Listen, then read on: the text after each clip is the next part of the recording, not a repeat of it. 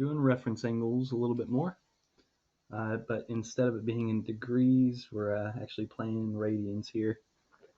So we're still finding the same stuff. You know, if it's in the quadrant 2 section here, you're trying to find this angle between where it terminates and the x-axis. All right, and so the formulas are the same, except instead of a 180, we got pi's. All right, instead of a 360, we got 2 pi. All right, so the trick for these is knowing what quadrant. Knowing what quadrant the given angle is in. All right, so once you know that, you can apply, whichever quadrant formula you need. So 5 pi over 3. Thankfully, that one is actually on our, special angles reference sheet here. So 5 pi over 3 is right there, which is in quadrant 4. All right. So since it's in quadrant 4, we're going to be using the 2 pi minus theta formula. So we'll be doing 2 pi minus 5 pi over 3. Okay. Well, we want them to have the same denominator, so we're going to multiply this one by 3 over 3. All right, so it's a 1, but we're going to times it by 3 over 3. So this is going to be the same as 6 pi over 3 minus 5 pi over 3. Okay, 6 minus 5 just gives you 1 pi over 3. And that's going to be our reference angle. All right. And it's, if you can understand the little chunks, the way the grids are set out, it's probably just easier if you can, get it straight from this. All right, so if this was your angle, right there, you're dealing with that 5 pi over 3.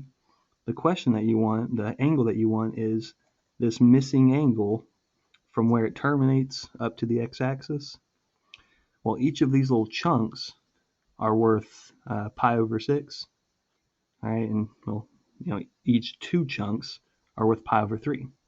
So since we've got 2 chunks, from where we terminated to where we want to go, that's going to be pi over 3. All right, it's like pi over 6 plus pi over 6 gives you 2 pi over 6, which is pi over 3, if you want to think of it that way.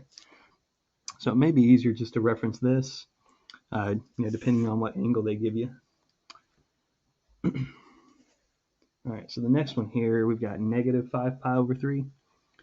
First thing we want to do is find its coterminal angle in the correct quadrant, like between 0 and 360. I mean, if you know how to use this to figure out where negative 5 pi over 3 is, awesome. I mean, it's very doable. I'm going to do it by finding the coterminal angle.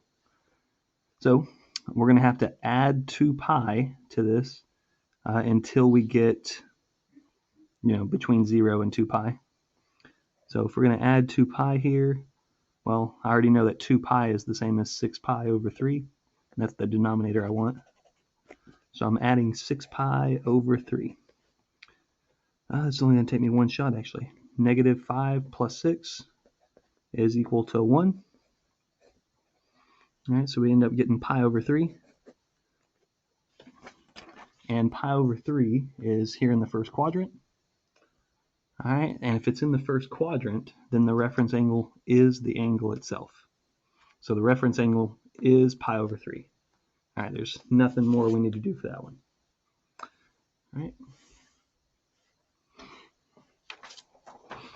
All right, third one here. All right, we've got 6 pi over 7, and unfortunately, that is not on our, on our special angles list. They don't divide it up into sevenths. So one way we could do this is by finding out, what quadrant it lands in. It's actually not that hard to tell. You've got 6 pi over 7. Well, 7 pi over 7, 7 pi over 7, that would be equal to pi, and so you're a little bit short of it. So that means you're going to be in the second quadrant. So if you wanted to, use the formula, you'd be doing, second quadrant, you'd be doing pi minus your second quadrant angle.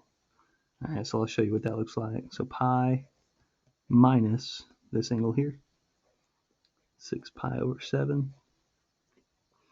And we want the same denominator, so we're going to change this to 7 pi over 7. And now you can subtract them. All right, 7 pi minus 6 pi is just going to leave you pi over 7. So that is going to be our reference angle for our answer. But what I want to look at is what if you just converted these over to degrees? Because I think in a lot of circumstances that's going to be the easiest way.